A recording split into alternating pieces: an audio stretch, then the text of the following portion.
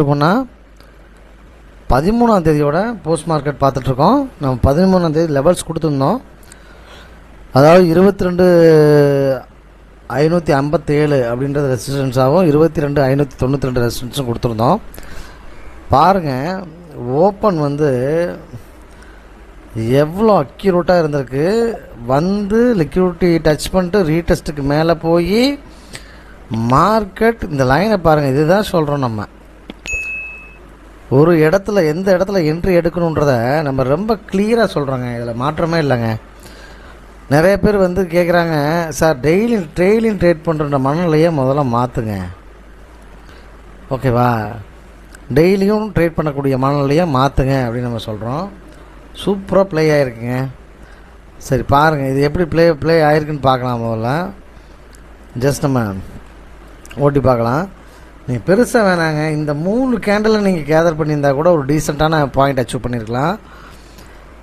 சரிங்களா? ஒரு டீசெண்டான பாயிண்ட் கண்டிப்பாக அச்சீவ் பண்ணிடலாம். இந்த 3 கேண்டில் நீங்கள் ட்ரேட் பண்ணியிருந்தால் கூட பரவாயில்ல அப்படின்னு தான் சொல்லுவேன். ஆனால் நல்ல ப்ரீமியம் இருந்தது. லாஸ்ட் ஆஃப் த மினிட்ஸ் தான் உங்களுக்கு வந்து டிகேக்குள்ளே கொண்டு போயிட்டாங்க எக்ஸ்பைரிங்கிறனால. இதில் ஒரு விஷயத்தை நோட் பண்ணுங்கள். ஆக்சுவலாக வந்து வியாழக்கிழமை இண்டெக்ஸ் ஷார்ட்டேஜில் தான் இருந்திருக்கு. இந்த இடத்துல பார்த்தா பேங்க் நிஃப்டி இண்டெக்ஸ் ஷார்ட்டேஜில் தான் இருந்திருக்கு. ஆனால் அப்படி இருந்தாலும் நிஃப்டி பர்ஃபார்ம் பண்ணியிருக்கு அப்படின்றதுல மாற்று கருத்து இல்லைங்க. ஸோ அப்போ நம்ம எங்கே வந்தால் ட்ரேட் எடுக்கணும் அப்படின்ற ஒரு அடிப்படை நமக்கு தெரியணும். இதை நம்ம திரும்ப திரும்ப சொல்கிறோம். எங்கே ட்ரேட் எடுக்கணும்னு தெரியணும். பாருங்கள், எக்ஸாக்டாக லைன்லேயே மார்க்கெட் ஓப்பன் ஆகிடுச்சு. மார்க்கெட் ஓப்பன் ஆகிய இடம் பார்த்தீங்க அப்படின்னா ஜஸ்ட்டு மேலே, இதுக்கு மேலே லைனுக்கு ஒரு 3 பாயிண்ட்டு கீழே ஓப்பன் ஆகி மார்க்கெட் இந்த லிக்விடிட்டியை பிரேக் பண்ண முடியாமல் மேலே போகுது. ஏன்னா இவங்கள்ட்ட வால்யூம் இருக்க சான்ஸ் கிடையாது, கவர் பண்ணல. ஆனால் இந்த சினாரியோ ஒரு வேளை மார்க்கெட்டில் இந்த இடத்துல நம்மளோட பேனிக் லைன், செல்லர் பேனிக் லைனில் மார்க்கெட் ஒன் சைடாக இருக்க வாய்ப்பு இருந்திருக்கு. பிரேக் அவுட் ஆனாலும் பெரிய லெவலில் எதிர்பார்த்துருக்கலாம்.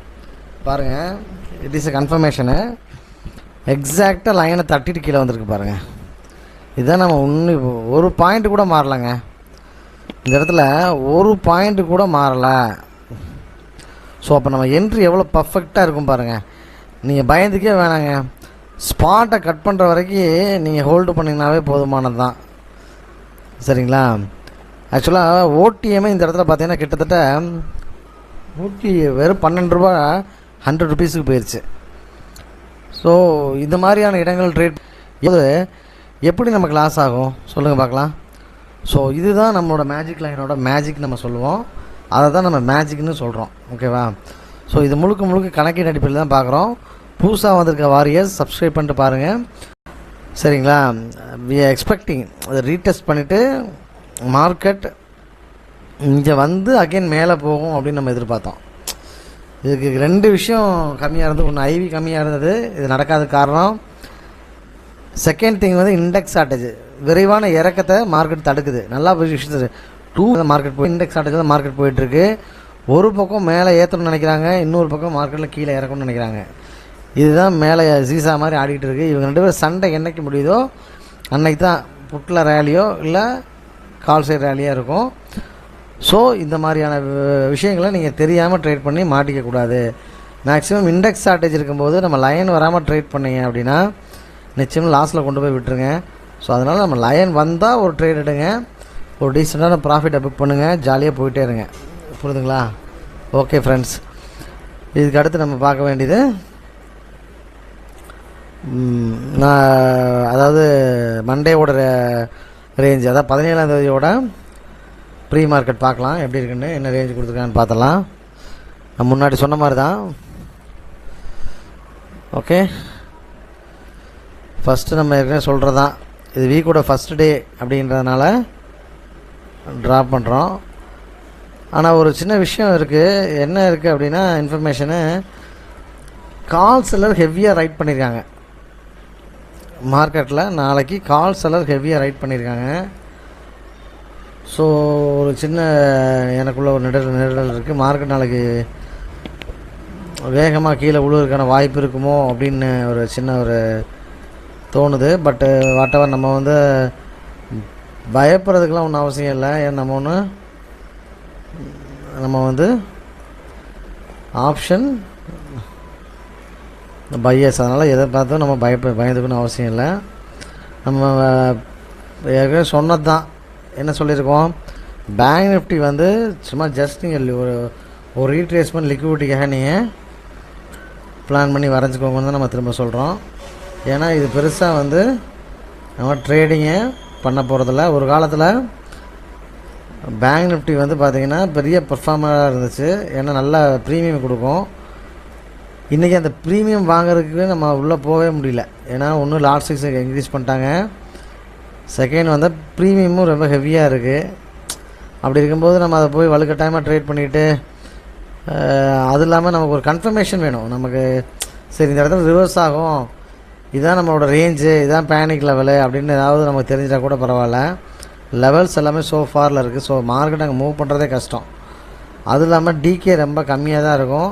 அதனால தான் வந்து பெருசாக வந்து மார்க்கெட்டு பெர்ஃபார்ம் பண்ண மாட்டேங்குது. செல்லர்ஸ் கிடையாது. நல்ல விஷயம். ஏன் வந்து மார்க்கெட்டில் உங்களுக்கு வந்து பர்ஃபார்மன்ஸ் இல்லை அப்படின்றத புரிஞ்சுக்கணும் நிஃப்டியில். அப்படின்னா ஒரு காலத்தில் இதில் வந்து வால்யூம் வந்து அதிகமாக இருந்துச்சு நிஃப்டியில். இன்றைக்கி வால்யூம் ரொம்ப கம்மியாகிடுச்சு. ரீசன் வந்து என்னென்னா, செல்லர்ஸ் தான் மார்க்கெட்டை கண்ட்ரோல் பண்ணுறாங்கன்னு நம்ம ஆல்ரெடி சொல்லியிருப்போம். ஸோ செல்லர்ஸ் கண்ட்ரோல் பண்ணுறாங்க அப்படின்னா நிறைய பேர் சொல்கிறாங்க எஃப்ஐஎஸ் விற்றுக்கிட்டே இருக்காங்க, மார்க்கெட் கீழே விழுந்துக்கிட்டே இருக்குது. மேபி இருக்கலாம். நம்ம அதுக்குள்ளேலாம் இப்போ சப்ஜெக்டுக்குள்ளே போகல. அது ஒரு வாஸ்ட் சப்ஜெக்ட். அதை இன்னொரு டைம் பார்ப்போம், தனி வீடியோ போடுறேன். இப்படி இருக்கக்கூடிய சூழ்நிலையில் இன்றைக்கி வந்து பேங்க் நிஃப்டி பர்ஃபார்மன்ஸ் என்ன கொடுத்துச்சோ நிஃப்டி பர்ஃபார்ம் பண்ணுது. 40 பாயிண்ட் நிஃப்டி கொடுக்குறதே பெரிய விஷயமா இருந்த இடத்துல இன்றைக்கி சர்வசாதாரணம் 100லேருந்து 150 பாயிண்ட் 200 பாயிண்ட் இன்றைக்கி நிஃப்டி கொடுக்குது. அப்படின்னா இந்த இடத்துல நம்பர் ஆஃப் கான்ட்ராக்ட்ஸ் அதிகமாக இருக்குது, வால்யூம் அதிகமாக இருக்குது. ஏன்னா வாரம் அவங்க வந்து அந்த டிகேவை தான் அவங்க வந்து எதிர்பார்ப்பாங்க. ஸோ டிகே தான் வந்து அவங்களோட ஆக்சுவல் ஃபுட்டு அப்படின்னே வச்சுக்கலாம். அப்படின்னா செல்லர் வந்து அதனால தான் வந்து நிஃப்டியில் இன்றைக்கி கான்ட்ரிபியூஷன் அதிகமாக பண்ணுறாங்க. பேங்க் நிஃப்டியில் கான்ட்ரிபியூஷன் கம்மியாகிடுச்சு. மந்தோட லாஸ்ட் 2 வீக்ஸில் வந்து கான்ட்ரிபியூஷன் அங்கே அதிகமாகும். இல்லை லாஸ்ட் வீக்ஸ் கூட நம்ம அதை பார்க்கலாம் என்னென்னு. கண்டிப்பாக அதில் பர்ஃபார்மன்ஸ் இருக்கும். ஓகே சரி ஃப்ரெண்ட்ஸ், இன்றைக்கி ரேஞ்சு பார்த்துடலாம். இன்றைக்கி 2 டைப் ஆஃப் ரேஞ்ச் இருக்குது. அது என்னென்னு கவனமாக பாருங்கள். 22,592 22,592 அப்படின்ற இடம் வந்து பார்த்திங்கன்னா 592 அப்படின்ற இடம் சப்போர்ட் 1. 22,615 22,600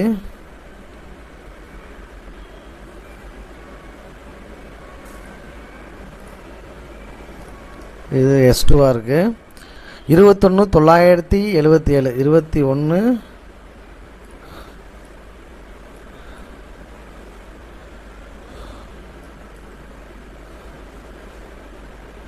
பெரிய ரேஞ்சாக தாங்க இருக்குது.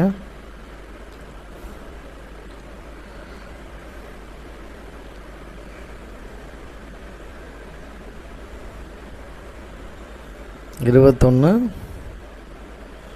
977. ஸோ நான் ரேஞ்ச் வரையும் போது தான் இவ்வளோ பெரிய ரேஞ்ச் இருக்கானே பார்க்குறேன். 21,885. ஸோ இது ஒரு லைனு.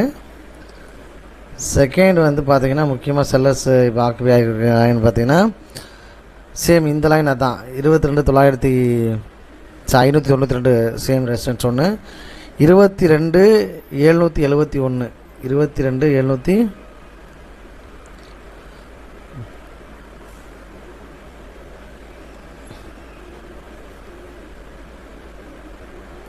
ஸோ இது ரொம்ப முக்கியமான லெவலுங்க. இது வந்து கலர் சேஞ்ச் பண்ணுறேன் நான். என்ன கலர் பண்ணிக்கலாம்?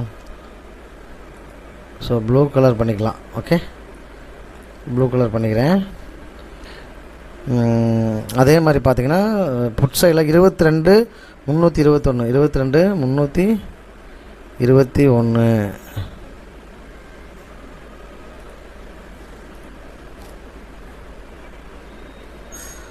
அப்படின்ற லெவலும் முக்கியமான லெவலாக இருக்குது. அதே மாதிரி 22,229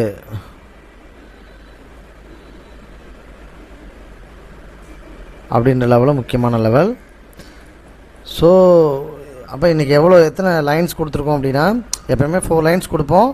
இன்றைக்கி அடிஷ்னலாக ஒரு 3 லைன்ஸ் கொடுத்துருக்கோம். ஸோ இங்கேயும் மார்க்கெட் வந்து ப்ளே பண்ணுறதுக்கான வாய்ப்பு இருக்குது. நல்லா புரிஞ்சுக்கோங்க, கால் ரைட்டர்ஸ் ஹெவியாக ரைட் பண்ணியிருக்காங்க மார்க்கெட்டில். அதனால் வந்து மார்க்கெட் வந்து நாளைக்கு புட் சைடு ஆர்வம் அதிகமாக இருக்கிற மாதிரி எனக்கு என்னமோ தோணுது. பார்க்கலாம், மார்க்கெட் எப்படி வேணாலும் அமையலாம். அதே மாதிரி நாளைக்கு ரேஞ்ச் கொஞ்சம் எக்ஸ்பேன்ஷனுக்கு கொஞ்சம் வாய்ப்பு இருக்கிற மாதிரி இருக்குது. அது புட் சைடாக கால் சைடான்னு தெரில. மார்க்கெட் ஓப்பன் ஆகி நம்ம லைனுக்கு வந்தால் என்ன இருக்குன்னு பார்க்கலாம். வாரியர்ஸ் நல்லா ஒரு விஷயத்தை புரிஞ்சுக்குங்க, லைனுக்கு வந்தால் ட்ரேட் பண்ணுங்கள். ஓகே ஃப்ரெண்ட்ஸ், அடுத்த வீடியோவில் சந்திப்போம். வீடியோ பிடிச்சிருந்தா லைக் பண்ணுங்கள், சப்ஸ்கிரைப் பண்ணுங்கள், அப்படியே பெல் பட்டனை அமைக்கி விட்டுருங்க.